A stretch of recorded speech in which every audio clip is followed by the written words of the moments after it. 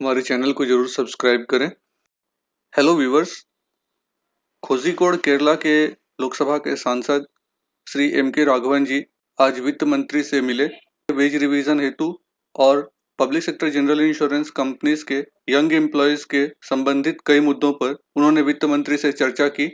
Privatisation होने के बाद युवा कर्मचारियों के भविष्य पर प्रश्न चिन्ह बनने के विषय में उन्होंने वित्त मंत्री से इस बात को कहा कि public sector general insurance companies में रिक्रूट हुए कर्मचारी ऑल इंडिया लेवल के एग्जाम्स को क्लियर करने और इंटरव्यूज को क्लियर करने के बाद यहाँ पर आते हैं और इस तरह सरकारी नौकरियों की तैयारी कर रहे युवाओं के बीच में ये एक क्रीमी लेयर है जिन्हें छान करके निकाला जाता है।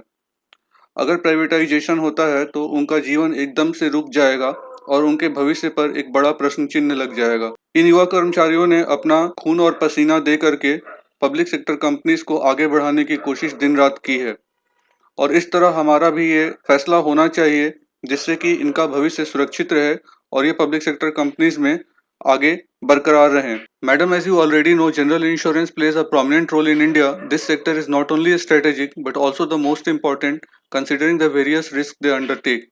They are a gem of professionals who make the economy financially strong.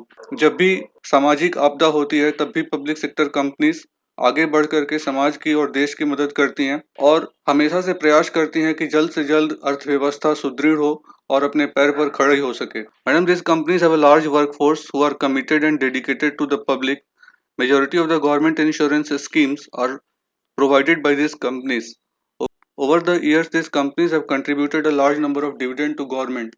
न केवल अर्थव्यवस्था बल्कि गवर्नमेंट को भी हर साल करोड़ों रुपए का डिविडेंड पब्लिक सेक्टर कंपनीज देती हैं।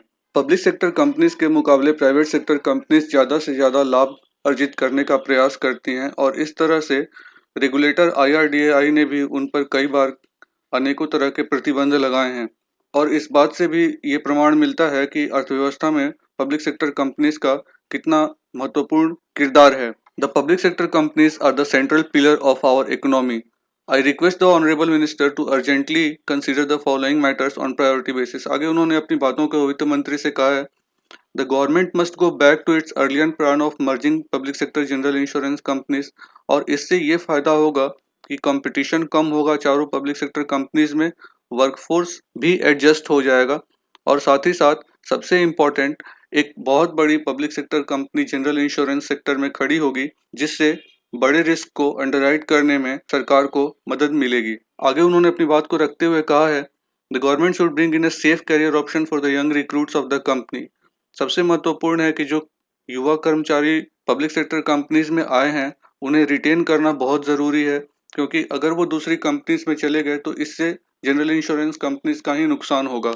They should be rewarded with incentives and other incentives like those in life insurance corporation of India और उनका पैकेज भी इंटरनेशनल लेवल के मुताबिक होना चाहिए।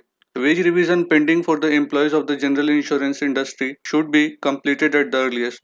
अभी जो सबसे बड़ा मुद्दा वेज रिवीजन का चल रहा है इसके लिए सांसद जी ने इस बात को कहा है कि इसे जल्द से जल्द सुलझाया जाना चाहिए और सबसे महत्वपूर्ण बात जो उन्होंने कही है, NPS arrears as a result of wage revision must be properly invested. जितना लंबा वेज रिवीजन का अंतराल होगा उतना ही ज्यादा NPS का घाटा नए रिक्रूट्स को होने वाला है।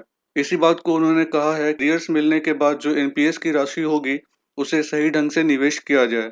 Realignment of offices and new recruitment, नए रिक्रूटमेंट होने चाहिए, इस बात को भी सांसद महोदय ने यहाँ पर कहा है। साथ ही साथ जो ऑफिसेज प्रॉफिट नहीं दे रही हैं उन्हें बंद किया जाए जिससे सुदृढ़ रूप से ऑफिसेज काम कर सकें। वेज रिवीजन को लेकर सभी प्रयासरत हैं। ये थी आज की update. Thanks for watching and please subscribe to our channel.